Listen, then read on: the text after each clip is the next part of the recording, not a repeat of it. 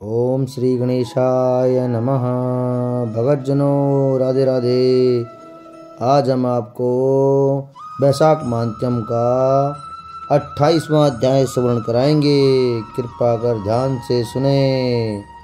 श्रुति देव जी बोले कि अब मैं आपके इसके पापनाशक मांत्यम का वर्णन करता हूँ। माधव मास में अक्षय तृतीया के दिन जो सूर्योदय में प्रातःकाल स्नान कर देव ऋषि तथा पितृविश्वरों का तर्पण तथा श्राद्ध कर मधुसूदन भगवान का पूजन करके दान करते हैं, वे संपूर्ण पापों से छूटकर विष्णु लोक को जाते हैं। इस तिथि की प्रख्याति कैसे हुई वह भी बताता हूँ। हे राजन, तू सावधान होकर सुन। प्राचीन काल में राजा बलि और इंद्र का घोर संग्राम हुआ, जिसमें इंद्र ने बलि को जीत लिया।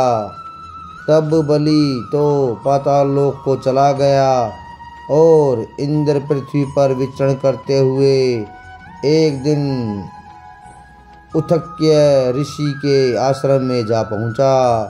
वहां उसकी मंदाकिनी गर्भिणी पत्नी को सोता देख इंद्र काम से वशीभूत हो बलपूर्वक उसके साथ भोग करने लगा। तब गर्भस्थ बालक ने अपने पैरों से अग्निमार्ग को ढक दिया, जिसके इंद्र का वीर्य धरती पर गिर गया। इस पर इंद्र ने क्रोधित होकर शिशु को श्राप दिया कि तू इस कर्म के करने से जन्मांध हो। फिर मुनि के शाप से डर कर इंद्र भागने लगा। उसे देखकर ऋषि शिष्य हंसने लगे। तब इंद्र मारे लज्जा के मेरु पर्वत की कंदरा में जाकर छिप गया और तप करने लगा। तब राजा बलि ने अपने गुप्तचरों द्वारा सब हाल जानकर स्वर्ग पर आक्रमण करके अरावती पुरी को घेर लिया और देवताओं तथा दिक्पालों की सभी विभूतियों को अपने अधिकार में ले लिया और देवताओं का राज्य भोगने लगा। तब अग्नि आदि सब देवता दैत्यों से दुखी होकर बृहस्पति जी के पास गए और सब वृतांत सुनाया और कहा कि राजा, बिना कि हम अनाथ हो गए हैं, सो आप विचारिए कि स्वर्ग के राजा इंद्र कहाँ गए और कब आवेंगे। तब देवगुरु बृहस्पति जी ने इंद्र का रसताल में बलि को जीतकर उथैया में आश्रम में जाना और ऋषि पत्नी के साथ बलपूर्वक भोग करना तथा शिष्यों से अपमानित हो कंदरा में छिपने का समस्त वृत्तांत देवताओं को सुनाया और कहा कि इंद्र सच्ची सहित गुफा में घुसा हुआ है और अपने किए हुए कर्म का पश्चाताप कर रहा है। तब देवता उसी कंदरा में पहुँचे और इंद्र को देख सब उसके बल की प्रशंसा करने लगे और कहने लगे कि हे देवताओं के स्वामी, आपके बिना दैत्यों ने हमको बड़ा क्लेश दिया है। हम स्थान भ्रष्ट होकर फिर रहे हैं। अब आप चलकर शत्रुओं का दमन करो। तब इंद्र कहने लगा कि परिस्त्री गमन के दोष से मेरा बल, वीर्य, यश, मंत्र शक्ति, विद्या शक्ति सब नष्ट हो गई है। इसी कारण मैं इस गुप्त स्थान पर निवास कर रहा हूँ।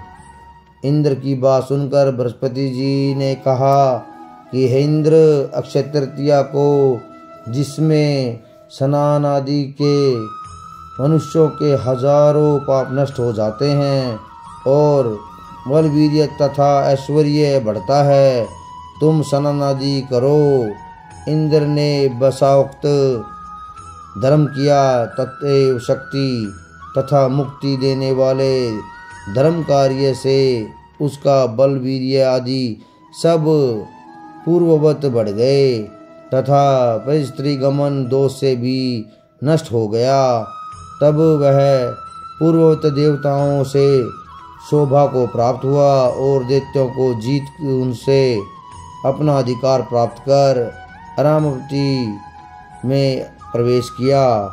तभी से यह अक्षय तृतीया जगत में प्रख्यात है, जो देव ऋषि पितृगण को संतोष देने वाली और सभी मनुष्य को भक्ति देने वाली सबसे पुण्यतम है। वैशाख माहात्म्यम का यह 28वां अध्याय समाप्त। श्रीमन नारायण नारायण हरि हरि, भजमन नारायण नारायण हरि हरि।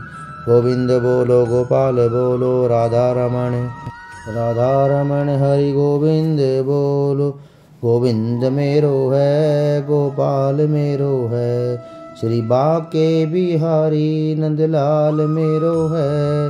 गोविंद मेरो है गोपाल मेरो है, श्री बाके बिहारी नंदलाल मेरो है। गोविंद मेरो है गोपाल मेरो है। जय जय श्री राधे।